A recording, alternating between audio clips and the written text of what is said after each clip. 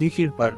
আজকের দিঘির পাড়ের এই অবস্থা 2 অথবা 1 মাসে হয়নি, প্রায় 7 থেকে 8 বছর আগে থেকেই এই অবস্থা চলমান।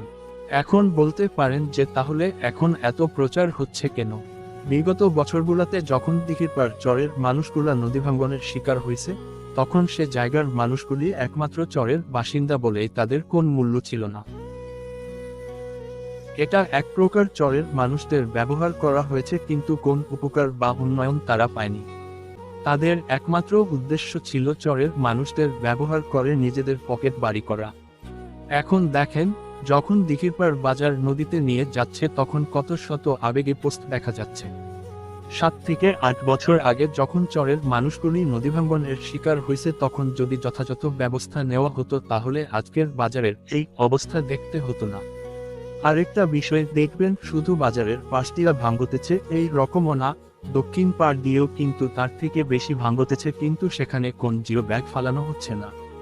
বাজার পাশে কিন্তু জিও ব্যাগ ফালানো হচ্ছে। তাই প্রশাসনকে বলবো, ব্যবস্থা নিলে 2 পাশে নেন, বৈষম্য করেন কেন?